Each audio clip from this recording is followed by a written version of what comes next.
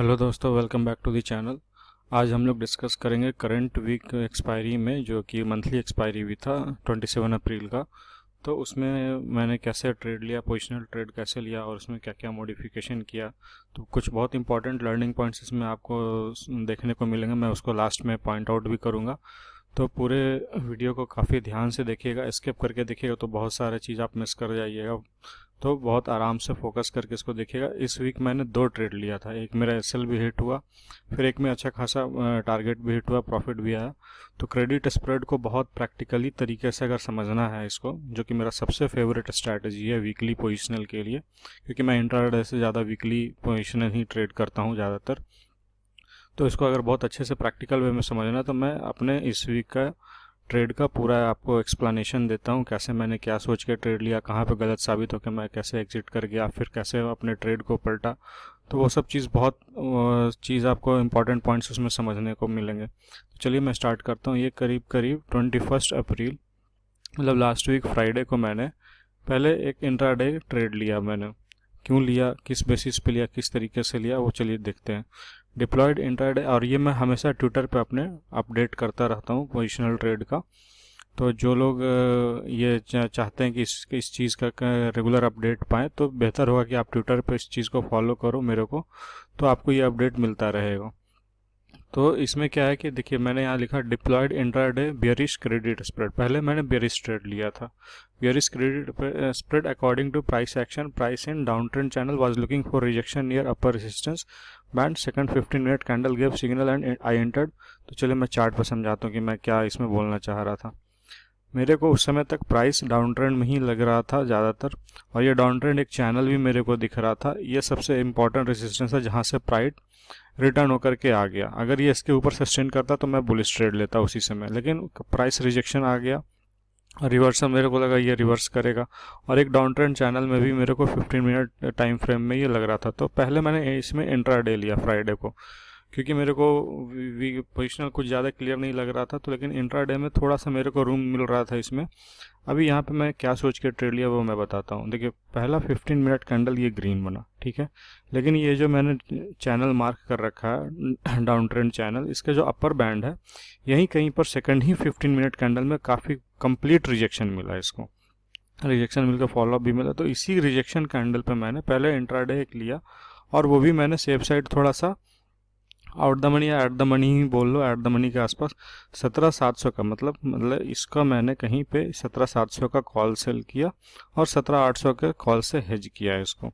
और मेरा यही था स्टॉप लॉस लेवल। अगर 17,700 के ऊपर कहीं प्राइस चल जाता तो मैं उस स्प्रेड से निकल जाता। देखिए, यहाँ मैंने आपको वो दिखाता हूँ ऑप्स्ट्रा वाला। 17,700 का मैंने 2 लॉट सेल किया और 17,800 का मैंने 2 लॉट बाई किया। यही मेरा क्रेडिट स्प्रेड बना बियरिश वाला, ठीक है। अब इसमें देख लो, इसमें आपको रिस्क रिवार्ड ज़्यादा नहीं मिल रहा है, क्योंकि एक तो ये at the money little out the money है, तो 1:0.55 का रिस्क रिवार्ड मिल रहा है। लेकिन प्रोबेबिलिटी ऑफ प्रॉफिट काफ़ी हाई है, क्योंकि थोड़ा आउट द मनी है। मैं ऑलरेडी इतना स्पेस ले रहा हूँ, अपना सेफ साइड स्पेस ले रहा हूँ, ठीक है। तो ये जब हुआ, मैंने इसको कर दिया। अब मैं इसमें और अपडेट देता हूँ कि इसके बाद फिर मैंने क्या किया। जब ये पूरा दिन उसी आसपास रेंज में रहा, तो मैं इसको फिर कन्वर्ट कर दिया पोजिशनल में।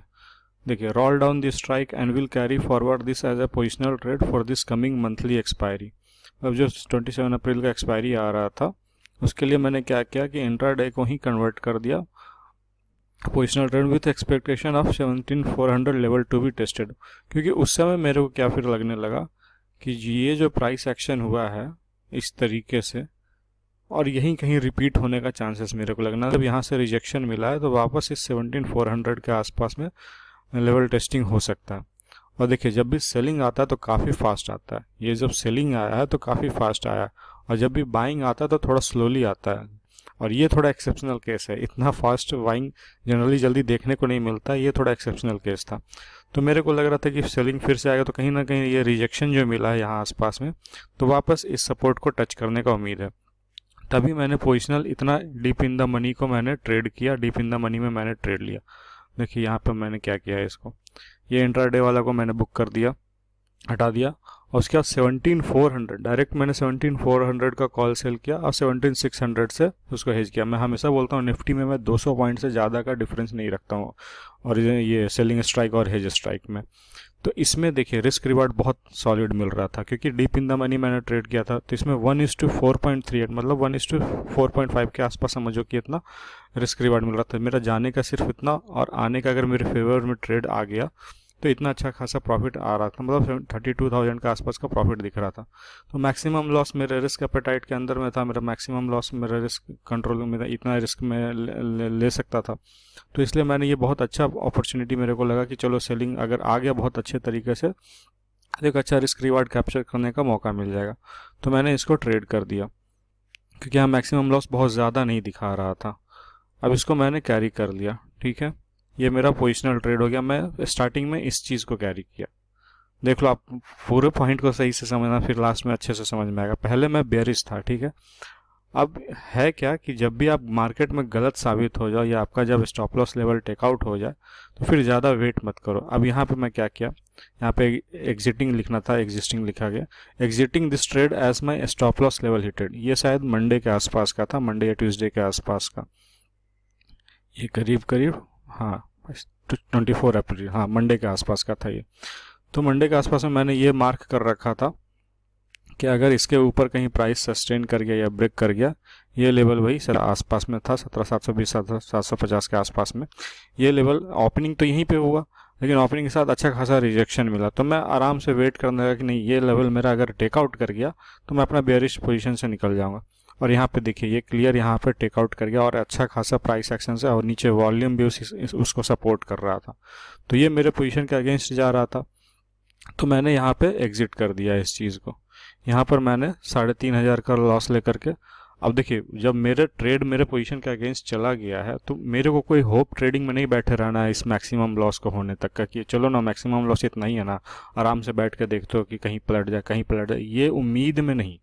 जब चार्ट मेरे को गलत साबित कर दिया, जब ट्रेड पोजीशन मेरा गलत साबित हो गया है लेवल वाइज हिसाब से, यहाँ पे आराम से क्लियर कट दिख रहा है लेवल वाइज हिसाब से कि मेरा पोजीशन गलत हो चुका है। यहाँ पे मेरा पोजीशन टेकआउट हो चुका है। तो जब ये पोजीशन टेकआउट हो गया मेरा, तो उसमें बैठे रहने का कोई उम्मीद नहीं है। तो मैं यहाँ करीब करीब 3,500 का लॉस में इस पोजिशनल ट्रेड से एग्जिट कर गया, ठीक है। यहाँ मेरे को मेरा पूरा ये गलत साबित हो गया, चलो ये नीचे नहीं आया, ये कहीं ना कहीं ऊपर गया, तो मैं अपना एक लॉस लेकर के निकल गया। अब यही चीज़ है कि जब आपका गलत साबित हो, कोशिश करो कम से कम लॉस में या ब्रेक इवन टाइप में निकलो। तो यहाँ मैंने इस ट्रेड को इसलिए लिया था क्योंकि रिस्क रिवार्ड बहुत तगड़ा मिल रहा था, मैक्सिमम लॉस मेरे कंट्रोल में था। अगर मैं कहीं बैठा भी रह जाता या बहुत ड्रास्टिकली ऊपर भी चला जाता तो मेरा इससे ज़्यादा लॉस नहीं होना था इसमें, जो कि मैं बहुत आराम से रिकवरी कर सकता था। तो लेकिन जब मेरा ट्रेड गलत साबित हो गया तो फिर बैठे रहने का कोई उम्मीद नहीं है, मैं आराम से इसको लॉस एक्सेप्ट करके इसमें निकल गया। अब मेरा जो नेक्स्ट ट्रेड बना, चलिए मैं आपको अपना नेक्स्ट ट्रेड देखता हूँ कि उसके बाद प्राइस काफ़ी बुलिशनेस दिखाने लगा। तो निफ्टी को नहीं छोड़ करके मैंने बैंक निफ्टी ट्रेड किया, क्योंकि निफ्टी में सबसे ज़्यादा बुलिशनेस दिख रहा था मेरे को। तो उसको निफ्टी को छोड़ करके मैंने बैंक निफ्टी में किया। अभी आपको उसको स्टार्टिंग से दिखाता हूँ कि मैं ट्रेड कैसे कैसे उसमें डिप्लॉय किया, फिर कैसे कैसे उसको मैनेज करता गया, तो उसमें ज़्यादा क्लियर आपको समझ में आएगा क्यों मैंने वो ट्रेड लिया, क्या कारण रहा ट्रेड लेने का। ये देखिए ये मेरा पहला ट्वीट था उस ट्रेड को लेकर के।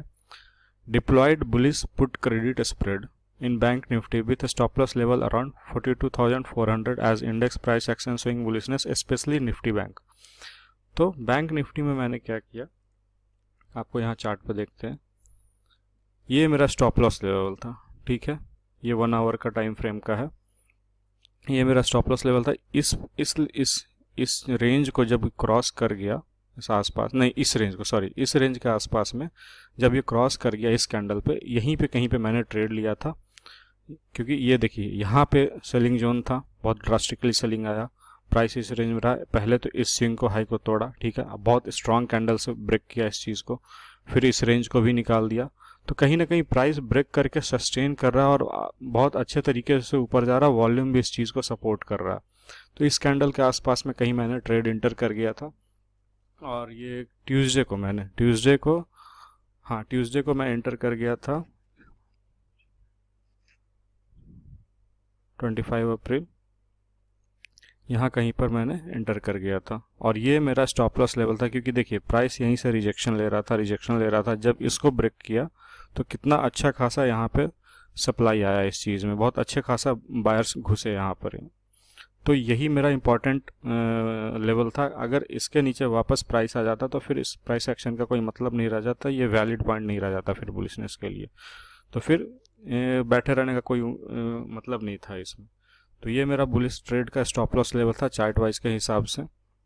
अब यहाँ पे मैंने क्या किया वो देखिए, मैंने 43,000 का पुट सेल किया और 42,500 से इसको हेज किया।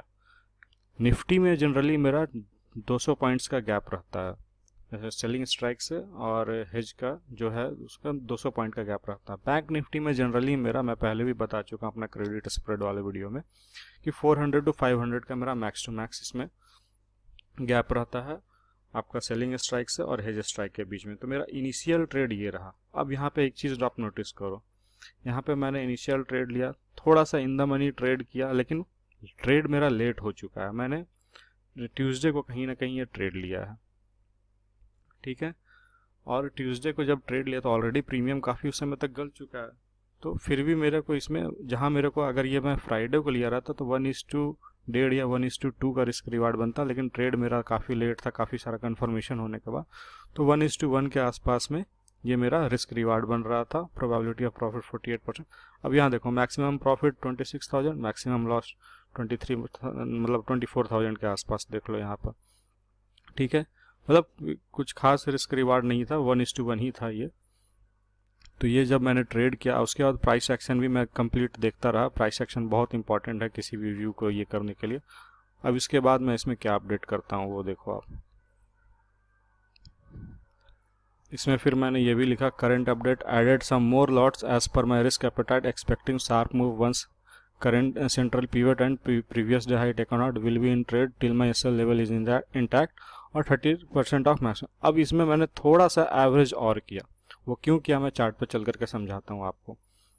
जब प्राइस हल्का नीचे आया तो मैंने फिर से थोड़ा ऐड लॉट और किया, जहाँ मैंने 4 लॉट में किया था, 4 लॉट और इसमें ऐड कर दिया, same strike same hedge position से। तो अब यहाँ क्या बन रहा है, maximum profit 54,260, maximum loss 45,740। Last video में किसी ने कमेंट किया था कि आप जब पोजीशन आपके अगेंस्ट जाता है थोड़ा बहुत, तो क्यों आप उसको, या किस तरीके से क्या सोच करके उसको एवरेज आप करते हो। तो मैं वो दिखाता हूँ क्यों मैंने इसमें किया, इसमें और लॉट मैंने क्यों ऐड किया, और वो मेरे रिस्क एपेटाइट के अंडर में था इसलिए भी, और उसमें प्राइस एक्शन भी कुछ उस तरीके का हुआ था। तो ये देखो, मैं आपको बता रहा हूँ 26 अप्रैल 12:30 के आसपास अपडेट किया था मैंने इसको। क्यों वहाँ पर मैंने ऐड किया था, इस आसपास में, ये 1 आवर का है। अब यहाँ देखो क्या हुआ, पहला ट्रेड मेरा इस कैंडल के आसपास में था, ठीक है। इस रेंज को जब ब्रेक किया तो मैं इसको डिप्लॉय कर चुका था, इस बुलिश ट्रेड को, ठीक है, बैठा रहा इसमें। जब प्राइस तो वापस नीचे आया, और ये देखो मेरे स्टॉप लॉस लेवल को अभी तक टच नहीं किया है, लेकिन मैं इस कैंडल पे नहीं लिया। इस कैंडल पे मेरे को मिल रहा था कंफर्मेशन विक के हिसाब से कि फिर से बायर इसमें इंटरेस्ट ले रहे हैं, ये डिप आने पे बायर फिर से इंटरेस्ट ले रहे हैं। लेकिन जब इसको फॉलो थ्रू मिला, यहाँ पे एक इनसाइड कैंडल भी बना 1 आवर के टाइम फ्रेम में, इस कैंडल के आसपास जब फॉलो थ्रू मिला इसको, तो मेरे को अच्छा खासा एक कंफर्मेशन हाई प्रोबेबिलिटी मिला कि नहीं, ये वापस डिप जो था, ये डिप वापस परचेज हुआ और वापस प्राइस अप की ओर जाएगा। तो मैंने इस जगह के आसपास में कहीं पे एवरेज अप किया था, 4 लॉट और इसमें ऐड किया इस जगह के आसपास से। तो कारण सिंपल था, देखिए प्राइस नीचे आया, मेरा जो स्टॉप लॉस लेवल था उसी जोन के आसपास में, इसमें अच्छा खासा रिजेक्शन मिला। अगर प्राइस ये इसके नीचे आ जाता, इसको टच कर देता या इसको ब्रेक कर देता, तो मेरा एवरेज करने का कोई मतलब नहीं बनता, फिर मैं एग्जिट कर जाता इस ट्रेड से भी लॉस लेकर के। लेकिन यहाँ पे अच्छा खासा रिजेक्शन दिखा, और रिजेक्शन दिखने के बाद प्राइस ऊपर जाना लगा, तभी मैंने यहाँ पे ट्रेड लिया, उस पोजीशन को और ऐड किया, एवरेज को और ऐड किया। तो ये चीज़ आपको क्लियर होगा कि मैं प्राइस एक्शन को देखते हुए ही एवरेज अप करता हूँ, ऐसे आंख बंद करके कुछ भी एवरेज अप करने का कोई मतलब नहीं बनता। तो ये चीज़ क्लियर हो गया। चलिए आगे और देखते हैं इसमें क्या अपडेट रहा था। तो जब मैंने और लॉट ऐड किया तो उसमें आपको यहाँ दिख रहा होगा कि मैक्सिमम लॉस 45,000 के आसपास दिखा रहा और मैक्सिमम प्रॉफिट 54,000 के आसपास दिखा रहा। तो अब देखिए यहाँ पर मैंने एक चीज़ और इस ट्वीट में आपको नोट डाउन किया है कि एक्सपेक्टिंग शार्प मूव ये तो है, will be in trade till my stop loss level is intact, मतलब जो मेरा स्टॉप लॉस लेवल था 42,400 का बैंक निफ्टी में, जब तक वो सेफ है, या फिर 30% of maximum loss which ever comes earlier. अब जब यहाँ 45,000 मैक्सिमम लॉस दिखा रहा तो ज़रूरी नहीं है कि मैं इतना तक वेट करूँगा। इसका अगर 25 to 30% भी अगर हिट कर जाता है, काफ़ी देर मतलब प्राइस एक रेंज में बना रह जाता है, या मेरे अपोजिट डायरेक्शन में जा रहा है, एक स्टॉप लॉस के लेवल आसपास अप्रोच कर रहा है, काफ़ी स्लोली अप्रोच कर रहा है, और मेरा मैक्सिमम लॉस थोड़ा इंक्रीज होता जा रहा है, तो मैं ज़रूरी नहीं हूँ कि इतना तक वेट करूँगा। जब मैं ट्रेड में गलत साबित हो गया, जिसमें मेरा मैक्सिमम लॉस 7,000 ही जाना था उस बेरिश वाले ट्रेड में, तो मैं तो उसमें 3,500 के आसपास में ही निकल गया, मैं 7,000 तक का भी वेट नहीं किया। तो ये जो मैक्सिमम लॉस है, इसको देख करके ये नहीं डरना है कि नहीं इतना लॉस हो सकता है, उतना लॉस, अरे मेरे को इतना देर वेट ही नहीं करना है। मेरा रूल एकदम क्लियर है, या तो मेरा स्टॉप लॉस अगर हिट हो गया तुरंत से चार्ट पे, तो मेरे को एग्जिट कर जाना जो भी उस समय लॉस दिखा रहा होगा, या तो फिर ये जो मैक्सिमम लॉस है इसका 25 to 30%, अगर ये बहुत ज़्यादा लॉस के रेंज के बाहर है तो मैक्सिमम मैं इसका 25 to 30% ही वेट करूँगा, उससे ज़्यादा वेट नहीं करूँगा। तो इसका 30% के आसपास क्या हो गया, मतलब 4,500, 9,000, 9,000, 12,000 के आसपास मैं इसमें वेट करूँगा मैक्स टू मैक्स। अगर ये 12,000 से ऊपर का लॉस जाने लगेगा तो मैं निकाल दूंगा, मैक्स टू मैक्स मैं 15,000 तक इसमें वेट कर सकता हूँ। मैं इतना वेट लॉस का वेट नहीं करूँगा। आप ये मत सोचो कि इतना लॉस हो जाएगा, इतना वेट कौन करने का रहा है। आपको कुछ ना कुछ तो ट्रिक करना पड़ेगा अपने सिस्टम में, अपना एक हार्ड रूल रखना पड़ेगा। तो मेरा हार्ड रूल यही है, या तो मेरा स्टॉप लॉस लेवल चार्ट पे हिट हो गया, या फिर बहुत ज़्यादा टाइम ले रहा है, टाइम स्पेंड कर रहा है, मार्केट नहीं जा रहा है, ट्रेंड नहीं हो रहा, क्योंकि मैंने डायरेक्शनल ट्रेड लिया है ना। तो डायरेक्शनल ट्रेड में तो भाई ट्रेंड आना चाहिए ना मेरे फेवर में, नहीं आ रहा है, एक रेंज में बना पड़ा या मरा पड़ा हुआ है, काफ़ी टाइम ले रहा है, तो ये तो भाई अप्रोच करेगा, क्योंकि प्रीमियम वहाँ पर मेरे हेज के भी गलते जाएंगे, और हेज का ज़्यादा गलेगा क्योंकि वो मेरा ऑड नंबर नहीं रहता है। तो इतना तक वेट नहीं करना, इस चीज़ से नहीं डरना कि अरे इतना लॉस दिखा रहा है, इतना कौन ट्रेड लेगा इस हिसाब का। एक तो मैंने अलॉट ऐड किया तब ये दिखा रहा, नहीं तो पहले 23,000 के आसपास ही दिखा रहा था। तो इसमें क्या है कि मैं मैक्सिमम 30% ही, बहुत से बहुत हुआ तो 30% ऑफ मैक्सिमम लॉस का वेट करूँगा, मैं पूरे का वेट नहीं करूँगा। ये सब पॉइंट्स पे ध्यान दीजिएगा, ठीक है। Will be in trade till my stop loss level is intact, और 30% of maximum loss which comes earlier. चलिए अब इसमें देखते हैं कि इसमें आगे क्या हुआ। अब जब मार्केट क्लोजिंग हो रहा था उस दिन, देखिए today closing update, moved the hedges closer from 42,500 to 42,700. Whenever I get chance, my first priority is to manage risk as much as possible. Now maximum loss is much control. अब चलिए इसमें देखिए मैंने किया क्या है। 42,500 का जो हेज था, ठीक है, उसको मैंने बुक करके उसको हटा करके 42,700 से हेज किया, मतलब हेज को और काफ़ी नज़दीक लेके चला गया। पहले 500 पॉइंट्स दूर था, अब सिर्फ 300 पॉइंट्स दूर है हेज, 42,700 से कर दिया।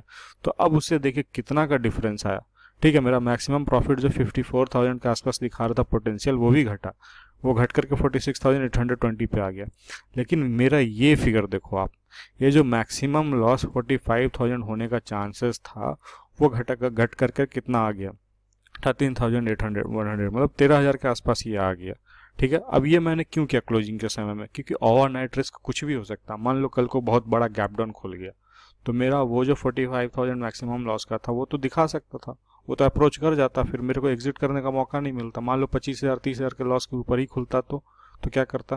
तो ओवरनाइट को हेज करके, बहुत स्ट्रांग हेज करके जाना बहुत ज़रूरी है, और मेरे फेवर में उस समय तक ट्रेड चला गया था अच्छा खासा, तो मैं इसको जितना मैनेज कम कर सकूं। ये जो 45,000 दिखा रहा था, मैंने हेज को क्या किया, हेज को नज़दीक लाया। हेज को नज़दीक लाने से जाहिर सी बात है आपका मैक्सिमम प्रॉफिट भी इफेक्टिव होगा, इफेक्ट करेगा उस पर। लेकिन मेरा ये कितना कम हो गया, कहाँ 45,000 था, कहाँ 13,000 दिया। अब कल को कितना बड़ा भी गैप डाउन खुल जाए उससे मेरे को मतलब नहीं है। तो ये करीब करीब 3.25 या 3.20 के आसपास मैंने ये कर दिया था। तो अब मैं निश्चिंत हूँ इस ट्रेड में। अब मेरे को ओवरनाइट का कोई टेंशन नहीं कि मार्केट कहीं भी खुले या कहीं भी मेरे अगेंस्ट खुल जाए, तो मेरे को इससे ज़्यादा लॉस नहीं हो सकता है। बहुत से बहुत 14-15 हज़ार का लॉस होगा, उससे ज़्यादा का लॉस नहीं होगा इसमें।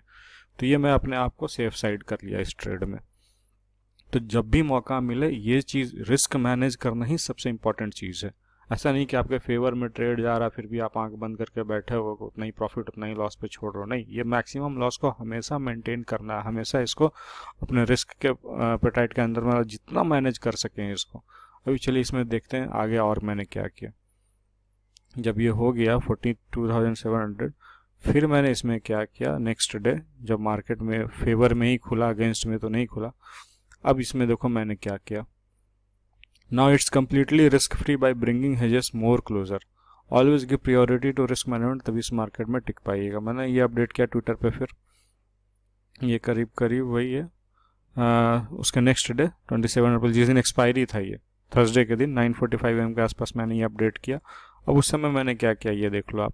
फिर 42,700 का भी मैंने हेज को अपना बुक करके अब एक 100 पॉइंट और नज़दीक लेके चला गया, 42,800 पे आपको लेकर के आ गया। अब क्या कि कहाँ 42,500 से हेज स्टार्ट हुआ था, फिर 42,700, अब 42,800, अब सिर्फ 200 पॉइंट्स दूर है मेरे सेलिंग स्ट्राइक से।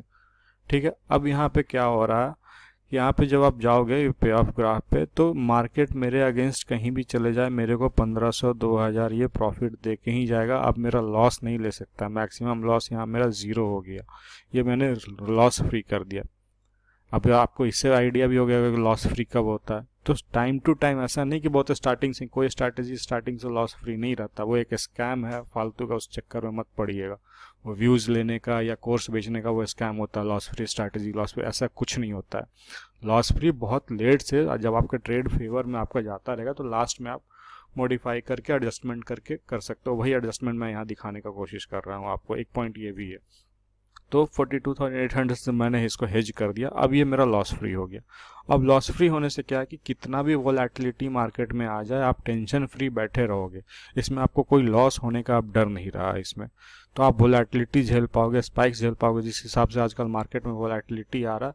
स्टॉप लॉस वगैरह अगर मेंटेन करोगे, मतलब ट्रेड में डाल करके हेज नहीं रखोगे और स्टॉप लॉस का ऑर्डर रखोगे, तो भाई हर बार बाहर फेंकाओगे, हर बार आप मार्केट से आउट हो जाओगे, जिस हिसाब से अभी स्पाइक्स आते हैं। तो हेज होने से क्या कि आप ट्रेड में बने भी रहे, पीस ऑफ माइंड भी रहा, और ट्रेड से बाहर भी नहीं फेंकाया आप, और आराम से वेट कर सके अपने ट्रेंड का आने का। तो इसमें मैंने उस समय तक मेरा इतना हो रहा था। अब देखो ये जब वोलेटिलिटी आ रहा था तो काफ़ी बार हो सकता है ये 22,000 से मेरा 12,000 भी आया, फिर 15,000 गया, फिर 9,000 गया, लेकिन मेरे को ये चीज़ का था कि मेरे को लेके नहीं जाएगा ये पॉकेट से कुछ भी। अब जिस हिसाब से मैंने इसको एडजस्ट करके हेज को जितना क्लोज ले आया हूँ, अब मेरे पॉकेट से ये लॉस लेकर के नहीं जाएगा ये ट्रेड, और अगर मेरे फेवर में रह गया तो अच्छा खासा प्रॉफिट पोटेंशियल दे के जाएगा मेरे को। 41,000 ये दे करके जाएगा आसपास में, अगर मेरे एकदम मैक्सिमम प्रॉफिट जोन में। ये मेरा 43,000 के ऊपर में कहीं एक्सपायर कर गया तो ये भी पूरा जीरो हो जाना, और मेरा मैक्सिमम प्रॉफिट इतना आ जाना है इसमें। तो ये कब आप वेट कर सकोगे, जब आपका ये क्लियर रहेगा। मैक्सिमम लॉस कहाँ 45,000 दिखा रहा था, फिर 13,000 पे मैनेज किया उसको, फिर लास्टली मैंने इसको मैनेज करके जीरो कर दिया, टाइम टू टाइम अपना मैनेज करके। तो अब इसमें मैंने बैठा रहा, और इसका लास्ट आउटपुट जो है आप देख ही लो, मैंने उसमें अपडेट भी किया था। Last output, closing this positional bullish trade almost near to max profit, expectation of expiry of 43,000 worked, but it's only the hedge which help me to right. ठीक है, मैंने जो एनालिसिस किया था वो काम किया, 43,000 के ऊपर में एक्सपायरी भी किया। यहाँ कहीं आसपास में मैंने, इस आसपास में, ये थर्सडे क्लोजिंग का, ये तो फ्राइडे का है, ये थर्सडे क्लोजिंग का, इस आस में 43,000 के ऊपर में ही ये एक्सपायर हुआ। ठीक है, ये सब चीज़ मैंने मार्क किया था। इसका भी मैंने एक अपडेट दिया था कि 2 डे हाई को ब्रेक कर रहा है, मतलब फेवर में ही जा रहा था ये प्राइस एक्शन, इसलिए मैं एग्जिट भी नहीं कर रहा था बहुत ये, और मैं अपना मैक्सिमम लॉट ले चुका था, इसलिए मैं और भी ऐड नहीं कर रहा था इसमें। जो मेरा था पोजीशन अच्छा खासा मैं ले रखा था इसमें, और ये देखिए अच्छा खासा एक्सपायरी दिया, तो प्राइस एक्शन। लेकिन ये जो स्पाइक्स हैं, ये देख लो कितने बड़े बड़े स्पाइक्स हैं, यहाँ भी स्पाइक, यहाँ भी स्पाइक। अगर आप हेज के बदले स्टॉप लॉस से अगर काम करोगे तो भाई बाहर फेंका जाओगे मार्केट से। तो ये मेरा पोजिशनल ट्रेड है, हेज भी है, तो मैं आराम से बैठा रहा। ये सब हेजेस में झेल पाया सिर्फ अपने, ये सब मतलब स्पाइक्स वोलेटिलिटी में झेल पाया सिर्फ अपने हेजेस के कारण, और यहाँ कहीं पे एक्सपायर हुआ तो एक अच्छा खासा वो प्रॉफिट, मेरे स्ट्राइक से ऊपर एक्सपायर हो गया तो प्रॉफिट दे के गया। Trade almost near max expectation of expiry of 14, it's only the hedge which help me to ride the trend full of extreme volatility and spikes with peace of mind. देख लो आराम से, तभी मैं वेट कर पाया उसमें। तो ये चीज़ क्लियर हो गया कि कैसे मैं 2 ट्रेड लिया, पहला ट्रेड मेरा गलत साबित हुआ तो मैं अपना उस एक छोटा सा लॉस लेकर के एग्जिट कर गया। ईगो में नहीं बैठा रहा कि नहीं, या फिर किसी होप में नहीं बैठा रहा कि मेरे ट्रेड के फेवर में वो मूव आएगा, बियरिश मूव आएगा, ये वो। जब गलत साबित हो गया, बियरिश से बुलिशनेस प्राइस दिखने लगा, तो मैं फिर बुलिशनेस को ही राइड किया और बहुत प्रॉपर तरीके से इस चीज़ को राइड किया। तो इसमें काफ़ी सारे चीज़ आपको क्लियर हो गया हो कि कैसे मैं ट्रेड लेता हूँ, क्या सोच रहता है, क्या एनालिसिस रहता है। एनालिसिस के बाद अगर ट्रेड मेरे फेवर में जा रहा है तो मैं अपना रिस्क मैनेज करता जाता हूँ। अब यहाँ पे एक चीज़ आप और नोटिस करोगे, चलो आप देख लो, मैं दिखाता हूँ आपको। अब आप सोच रहे हो कि इतना सारा मैंने पॉइंट्स हेजेस में दे दिया, 7680, 4240, 4560, 13970, ये सारा मेरा हेजेस में चला गया। अगर मैं ये हेजेस नहीं रखता तो ये मेरा नहीं जाता, और प्रॉफिट पोटेंशियल 40,000 जहाँ दिख रहा, 30,000 के आसपास मैंने काफ़ी मतलब हेजेस में दे दिया। अगर मैं ये हेजेस नहीं रखता तो 30,000 प्रॉफिट और हो सकता था, मतलब प्रॉफिट पोटेंशियल यहाँ 70,000 के आसपास दिख जाता। लेकिन बॉस रिस्क मैनेज करना है ना, प्रॉफिट को छोड़ दो आप, प्रॉफिट तो होना ही है, थोड़ा बहुत होगा या ज़्यादा होगा, जो भी होगा। लेकिन अगर मैं ये हेज नहीं रखता तो अनलिमिटेड लॉस का भी तो डर था। अगर बहुत ड्रास्टिकली मार्केट फॉल करता या मतलब सेलिंग में जाता रहता तो मैक्सिमम लॉस तो अनलिमिटेड रहता। फिर यहाँ पे अगर हेज नहीं रहता तो अनडिफाइन रह सकता था, वो तो कुछ भी जा सकता था फिर। तो आपके हाथ में है इसको कंट्रोल करना, इसको मत ज़्यादा आप सोचो, इसके ग्रीड में मत फंसो। ये आप देर से देर थोड़ा थोड़ा करके आप ऐड अपॉन अच्छा बना लोगे, लेकिन इसको मैक्सिमम लॉस को मेंटेन करने के लिए आपको हेजेस मेंटेन करना पड़ेंगे और बहुत तरीके से मेंटेन करने पड़ेंगे। और ये करते करते, प्रैक्टिस करते करते ही आपको आदत होगा। एक अच्छा खासा स्क्रीन टाइम, मार्केट में टाइम दोगे, तभी आपको लास्टली समझ में आएगा कि जब तक आप रिस्क नहीं मैनेज करना सीखोगे, इस मार्केट में नहीं टिक पाओगे। बहुत क्लियर सी बात है। तो रिस्क मैनेज करना बहुत ज़रूरी है। आप इसको रिस्क, मैं ट्विटर पे जो लोग भी मेरे को फॉलो करता हूँ वो अक्सर मेरे को देखते होंगे कि मैं इसको हमेशा मैनेज करने के फोकस पर रहता हूँ। मेरे जो भी हेज गुरु हैं, डीजे सर, मैं उनसे जो भी सीखा हूँ, भाई रिस्क मैनेज करो। रिस्क मैनेज अपने हाथ में है, बाकी प्रॉफिट मार्केट देते रहेगी, लेकिन ये मैनेज करना अपने हाथ में है, जितना ज़्यादा मैनेज कर सको। चलो, थैंक यू दोस्तों। मैंने एक लाइव एग्जांपल आपको दिखा दिया इस करंट वीक का, क्या ट्रेड लिया क्या नहीं। पसंद आया हो तो वीडियो को लाइक करें, चैनल को सब्सक्राइब करें और अपने दोस्तों में शेयर करें। ये मेरा सबसे फेवरेट और सबसे अच्छा स्ट्रैटेजी मेरे को लगता है, ये वीकली पोजिशनल ट्रेड लेने के लिए, क्रेडिट स्प्रेड अपना, और मैं उसको आराम से मॉडिफाई वगैरह कर सकता हूँ, तो अच्छा खासा टाइम भी मिल जाता है उसमें।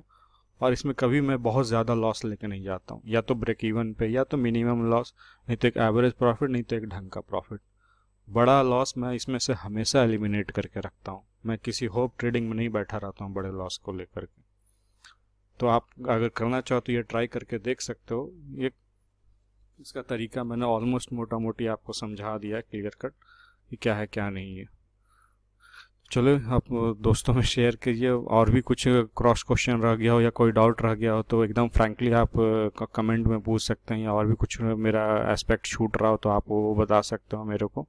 मैं उस पर फिर से और क्लियर करूँगा, और मैं कोशिश करूँगा कि हर वीक का ऐसे एक वीकली एक्सपायरी ट्रेड का मैं एक्सप्लेनेशन देने की कोशिश करूँगा आपको। चलिए, थैंक यू दोस्तों।